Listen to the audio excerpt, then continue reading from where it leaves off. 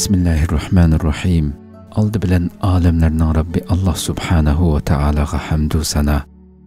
Ve süyümlük Peygamberimiz Muhammed sallallahu aleyhi ve sellemge en güzel durut salamlarımızı yollagandan keyin qadrli qeyrindaşlar, Tarixqa Nazar programımızdan 24. sanını anlaşanlarını qızgın qarşı alamiz. Biz bu programımızda Şarq Türkistan'ın meşhur rehberlerinden merhum Muhammed Emin Buğra'nın Şarq Türkistan Tarihi namlı kitabını diqqatinglarga sunup kelyapmiz. Biz o'tgan qitimqi sanimizda Qaraxonlar Dövleti degan bobdan boshlab davlatning kengayganligi, Şarq Türkistan'ning islom tarixi, Qaraxon Sutuq Buğraxonning g'azotlari qatorliq boblarni o'qib kelib, Qaraxon Sutuq Buğraxonning vafoti va Musa Buğraxon degan bobga kelgan edik. İnşallah bugün şu yerden başlap diqqatinglarga sunishni davom qilamiz. Mikrofon oldida qeyrindoshinglar Abdullah Yalqun.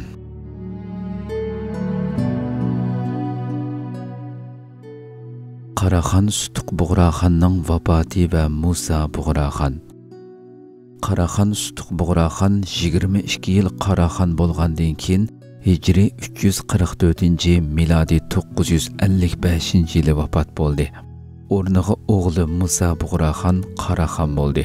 Sutuq Buğraxonning vafot bo'lganligi xabari tarqalgandan keyin Xotan va boshqa Uyg'ur xonlari isyon ko'tardi. Musa Buğraxon oldi bilan Xotanga yurish qilib, isyonchilarni bo'ysundirdi va undan keyin Aliptekin g'azini Elidagi Uyg'urlarni tinchitishga yo'llab, Eli daryosining shimolidagi Minglaq, hozirgi G'ulji shahrini fath qilib, u yerdagi butxonalarni chiqib tashladi va buddist Uyg'urlarni Minglaqdan haydab chiqarib, ularning yeriga musulmon turklarni yerlashtirdi. 2-3 yil o'tgandan keyin Musa Buğra Qaraxon Aliptekin g'azini Kengit, ya'ni Qori shahar yo'li bilan Uyg'ur Idiquti ustiga yo'lladi.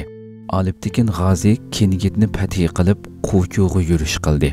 Dahshatli urushlardan keyin Uyg'ur Idiquti mag'lub bo'lib, Quchuni tashlab, Tangri tog'larining shimolidagi Beshbaliq shahriga yerlashib, u yerni poytaxt qildi. Aliptekin g'azi Quchuni olgandan keyin Beshbaliqqa qarab yurish qildi. Idiqut Beshbaliqning shimolidagi tog' yo'llarini istehkom qilib, cho'ng bir qo'shin yig'ib turganlikdan ikki orada qattiq urush bo'ldi. Bu yerda izohat va Xitoylar hozir bu tog'ni Nansan, ya'ni Janubiy tog' deb ataydi.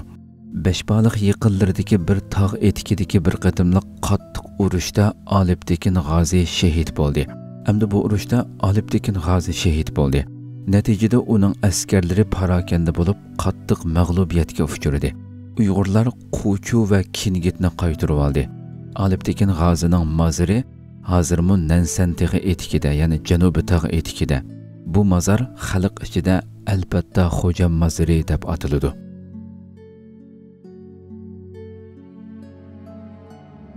Harun Buğraxon. Musa Buğraxon Hijri 372, miladi 982 yili vafot bo'ldi. O'rniga inisi Harun xon Qaraxonlik taxtiga chiqib, u Buğra unvonini oldi. Harun Buğra Qaraxon nihoyat tadbirlik bir siyosatchi edi. U Qaraxonlar taxtiga chiqib, uzunga qolmasdan Uyg'ur Idiqutini qat'iy suratda bo'ysundirdi va boshqa butun xonlar va qabila baglarini itoat qildirdi. Shuning bilan Qaraxonlar mamlakatida tinchlik, amonlik o'rnatildi. Harun Buğra Qaraxon o'z tavasidagi musulmon va musulmon bo'lmagan turklardan tarkib topgan intayin kuchlik va muntazam bir qo'shin tayyorladi. Buning bilan davlatning kuch-qudrati favqulodda yuksalib, mamlakatni kengaytirishning vaqti yetib kelgan edi.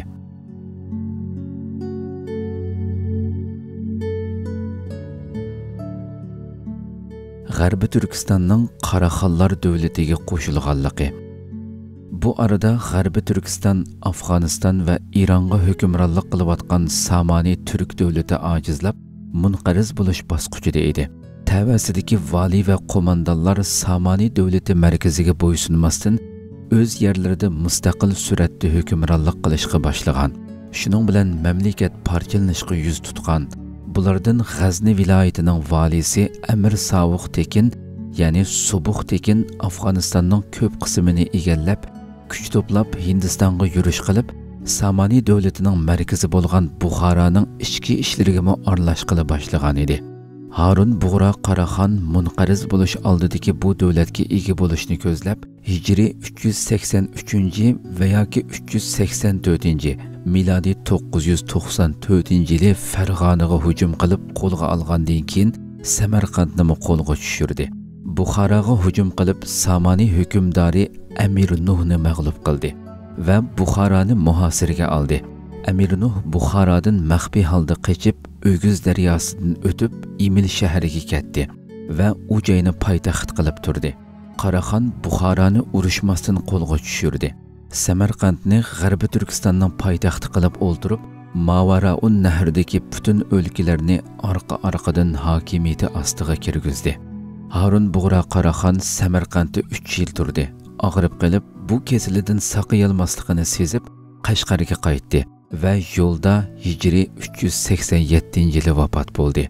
Harun Bug'ra Qaraxon qaytish vaqtida qarindoshi Musa Bug'raxonning o'g'li Ali Tekinni G'arbiy Turkistonga umumiy vali qilib tayinladi va uningga Ilikxon unvonini berdi. Ilikxon qadimki turkchadagi ilxon ma'nosida bo'lib, shoh, malik va yoki xon deganlikdir.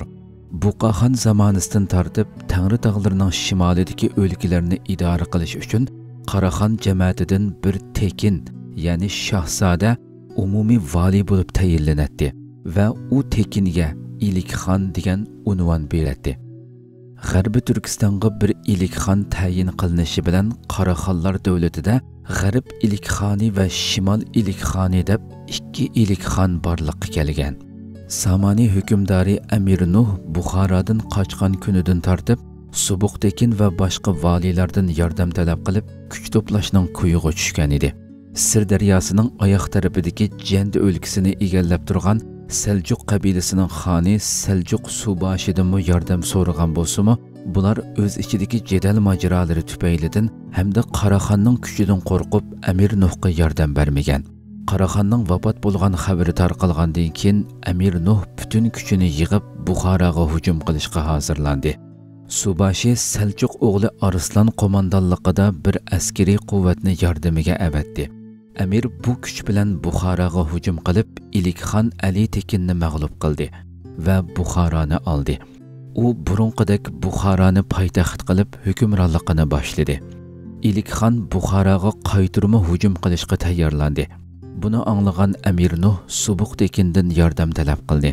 Subuqtekin nurg'un askari bilan Buxoro yaqinlarga kelganda, Subuqtekinning uningga xiyonat qilishidan qo'rqib, vaziri Abdullah bin Muhammad bin Azizni Ilikxonning qishig'i avatib, uning bilan kelishim tuzib sulh qildi.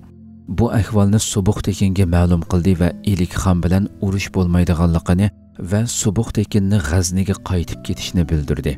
Subuqtekin G'azniga qaytdi. Bu kelishimga asosan Buxoro va Samarqand o'rtasidagi Qatvan cho'li chegara bo'lib, g'arb taraf Amir Nuhga, sharq tarafi bo'lsa Ilikxonga qoldi.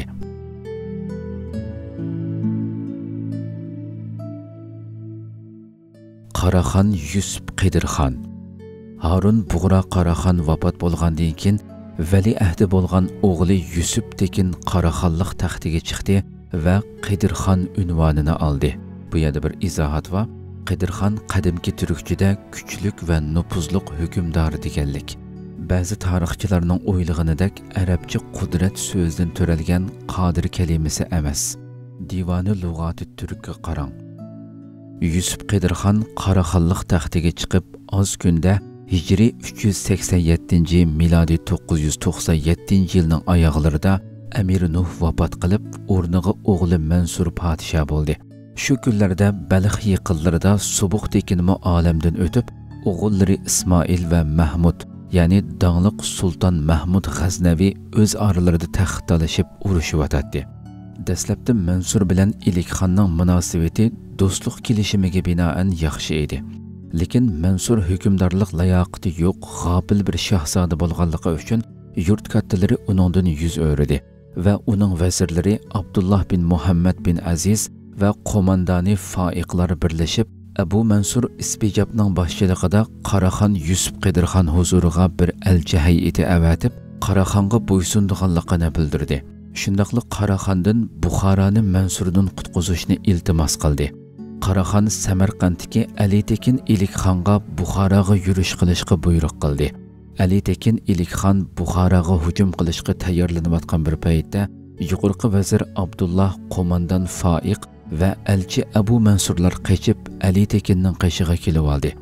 Ali Tekin bulardan gumonlanib qamab qo'ydi. Faqat Foiqni 300 askar bilan oldiga selib qorovul qilib mangdirib o'zi orqasidan mangdi. Buni anglagan hamon Amir Mansur Buxoroni tashlab qochdi va O'g'iz daryosidan o'tib to'xtadi. Foiq Buxoroga kiribla Ilikxondan yuz o'rib Buxoro xalqi bilan birlashib qarshi safga o'tib oldi va Amir Mansurga elchi avatib uning bilan podshohlik ismi Mansurda va huquq Foiqda bo'lish sharti bilan putishdi. Shuning bilan Amir Mansur Buxoroga qaytib keldi. Bu vaziyat ostida Ilikxon Samarqandga qaytib ketdi.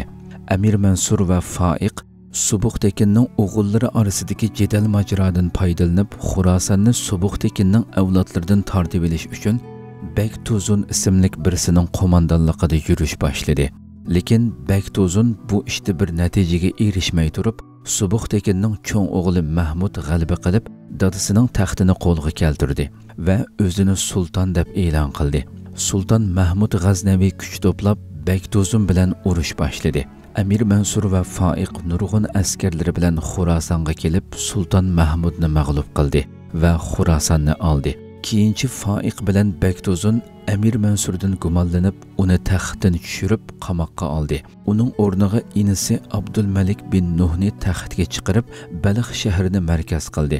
Undan keyin Sulton Mahmud G'aznaviy Amir Abdulmalik bin va Foiq bilan urushib, ularni mag'lub qilib Xurosonni egalladi. Buxoroga qochgan Foiq o'ldi. Abdulmalik texi narsida bo'lganlikdan Buxoro hokimiyati qalaymaqonlashib, xalq ichida tinchsizlik boshladi.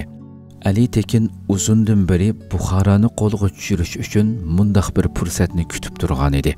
Mana bu fursat kelganlikdan Ilikxon nurg'un askariy kuch bilan Buxoroga yurish qildi.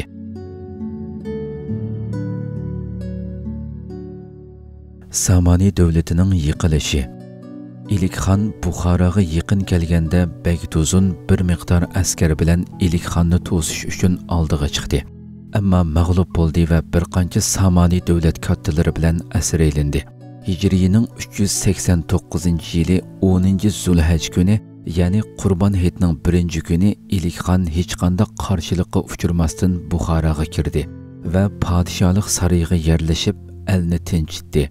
Amir Abdulmalikni qochib yushurnib yotgan yeridan tutib kelib, O'zkent shahrida nazarband qildi. Shuning bilan 128 yil hukm surgan Samani davlati munqariz bo'ldi. Samani davlati islomga va ilmga bak ko'p xizmat qilgan bir turk davlati edi. Undan keyin Ilikxon butun Mavaraun nahrni egalladi. Sulton Mahmud bilan munosabatni yaxshiladi. Bu ikki hukmdorning mamlakatlari o'ttirisida O'g'iz daryosi chegara edi. Hijri 390, milodiy 998-yili Qaraxon Yusuf Qidirxon Sulton Mahmudga elchi avatib, uning yangi qurgan davlatini tabrikladi va o'zaro bir do'stlik ahdnomasi tuzib chiqishni o'ttirg'a qo'ydi. Sulton Mahmud G'aznaviy bu taklifni xo'shallik bilan qabul qildi va Qaraxon jamoatidan o'ylanishni orzu qiladiganligini bildirdi. Qaraxon Yusuf Qidirxon Ilikxonning qizi Chigil xotunni Sulton Mahmudga yotliq qildi.